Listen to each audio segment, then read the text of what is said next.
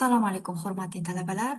Bugungi fanimiz arxitekturaga kirish 3-mavzuimiz bo'yicha o'tamiz. 13-mavzuimiz nomlanishi yorug'lik o'tkazuvchi to'siqlar, romlar bo'yicha. Bu materiallarimiz qurilish kafedrasi tomonidan tayyorlangan.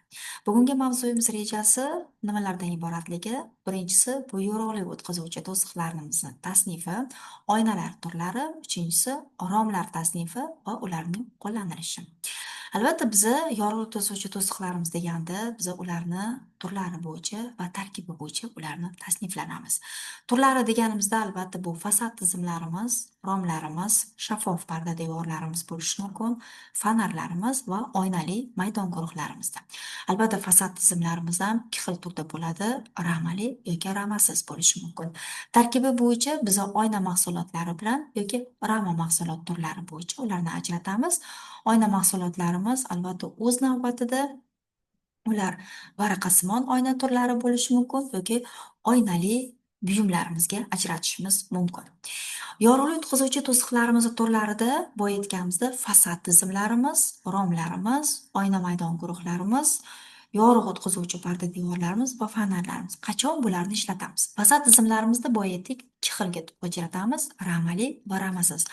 Ramali deganimizda albatta biz qanaqa tizimlarda bularni ishlatishimiz mumkin? Ustun rigilli tizimlarimizda yoki strukturali tizimlarimizda yoki yirik gabaritli tizimlarimizda ko'pincha ishlatamiz. O'sha fasad tizimlarimizni yengil turlarida. Ramasiz deganimizda albatta biz spiderli tizimlarimiz bo'yicha buni amalga oshiramiz. Van tizimlarimiz orqali yoki sferik kapsulalar, fazoviy tizimlar orqali bular amalga oshirishlari kerak. Romlarimiz yoki eshiklarimiz albatta bular an'anaviy yog'och romlarimiz, profillangan bo'lishi mumkin, sovuq tipdagi alyuminiy romlarimiz bo'lishi mumkin, issiq turdagi alyuminiy romlarimiz bo'lishi mumkin, oddiy PVH bo'lishi mumkin, laminatsiyalangan PVHlarimiz bo'lishi mumkin yoki bo'lishi mumkin kombinatsiyalashgan alyuminiy plus plastik tarkibli romlarimiz bo'lishi mumkin. Alyuminiy yoki yog'och tarkibli romlarimiz bo'lishi mumkin yoki murakkab tarkibdagi bo'lishlari mumkin. Oynali maydon guruhlarimiz deganimizda albatta biz ularni qayerda ishlatishimiz mumkin, qanaqa konstruksiyalarimiz? Albatta atriumlarimizda, qishki bog'larimizda, issiqxonalarda, kirish guruh joylarimizda albatta oynavon tamburlarni qilamiz biz. Biz mavzularimizda sizlar bilan o'tgandik, 5-mavzuyimizda kirish strukturalari bo'yicha qanaqa nimalarimiz borligini. Albatta yorug' o'tkazuvchi parda devorlarimizda bir qavatli va o'sha kamerali bo'lishi mumkin. Bir kamerali, ikki kamerali va ularni qanaqadir har xil turdagi qoplamalari bilan. Fonarlarimizda albatta o'sha nuqtali fonarlarimizda yoki tasmali fonarlarimizda ko'pincha bularni ishlatamiz. Keyingi nimalarimizda oyna mahsulotlarimiz turlari bor. Oyna turlarimiz bo'yicha ular ishlovsiz oynalar, sayqalgan, rangli yoki ular sayqalanadigan, toblangan bo'lishi mumkin, triplekslar ham bo'lishi mumkin. Ular energiya saqlovchi, quyoshdan himoya qiluvchi, bo'rtmali bo'lishi mumkin. Biz ular ko'pincha riflonni deb aytamiz. Shakllangan bo'lishi mumkin, turli bo'lishi mumkin. Ular armaturalangan bo'ladi yoki jumbo oynalarimiz bo'lishi mumkin. Bu oynalarni turlari bo'yicha. Oyna buyumlari bo'ladigan bo'lsa, biza qo'sh paketlarimiz bo'lishi mumkin, stikla paketlar deymiz, oynali bloklarimiz yoki profillarimiz bo'lishi mumkin yoki vitrajlarimiz. Ular ham rangli yoki toshli bo'lishi mumkin. Rama mahsulotlarimiz turlari bo'yicha ular yog'och, temir, alyumin, PVH, metall plastmas va ko'p qatlamli ramalar ham bo'lishi mumkin. Endi bu yerda ko'rib turganingizda rasmlarimizda o'sha biza boya keltirilgan rangli bo'lishi mumkin, ular armaturalangan bo'lishi mumkin, sutli bo'lishi mumkin, qanaqadir masalan bezakli bo'lishi mumkin.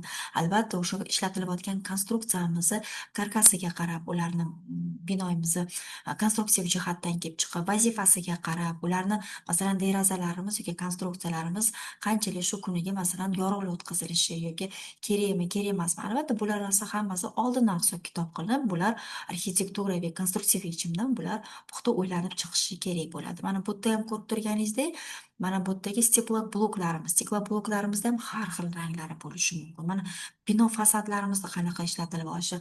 Bir kamerali, ikki kamerali, uch kamerali, ularni orasi qanaqa nimalar bilan to'ldirilganligi bu yerda ko'rsatilyapti. Endi rom turlarimizda va tizimlari bor. Masalan, rom turlarimiz yog'ochdan qiladigan bo'lsa, biz bularni oddiy masalan an'anaviy bo'lishi mumkin yoki profillangan bo'lishi mumkin, yig'ma qilinadi. Endi hozir an'anaviy deganimizda endi ko'p o'sha hozirgacha qo'llab kelinadigan an'anaviy romlarimizda, profillangan deganimizda albatta bular zamonaviy tarkibi yelimlangan yog'och profillardan yoki qanaqadir furnituralar qo'llanilgan romlar hisoblanadi. Alyumin deganimizda bular sovuq tizimga kiritiladi. Bir bo'lmali alyumin profillardan yasalgan romlarimiz. Endi issiq tizimdagilar ham bor, ular termo deb aytiladi. PVH, metall, plastiklardan bo'ladigan bularni tizimlari oq, qoplamasiz profili bo'lishi mumkin yoki laminatsiyalar bo'lishi mumkin. Albatta, ular o'sha profildan yasalgan bo'lishi mumkin yoki turli rangdagi qoplamali profillardan. Agarda biza rom turlarimizni tarkibliga qaratadigan bo'lsak, nazarimizni alyumin plastmaslarimiz ko'pincha o'sha tashqi tarafdan alyumin yoki ichki tarafdan PVH bo'lgan tarkibli profillardan bo'ladi.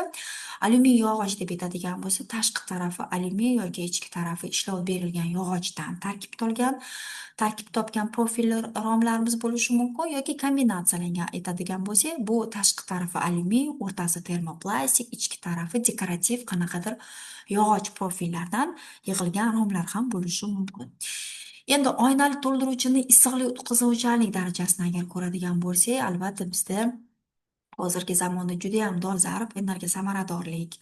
Bizda o'sha qarorlarimiz ham bor. Prezident qarorlari 100-chi o'sha 2 kamerali, o'sha issiqlik o'tkazolmaydigan, o'sha issiqlikni saqlaydigan derazalarimizni ishlatish, albatta bir qavatli, bir kamerali ularni issiqlik o'tkazuvchanligi ko'rsatilgan va albatta o'sha devorlarimizni qalinligi nisbatan bu yerda ko'rsatilgan.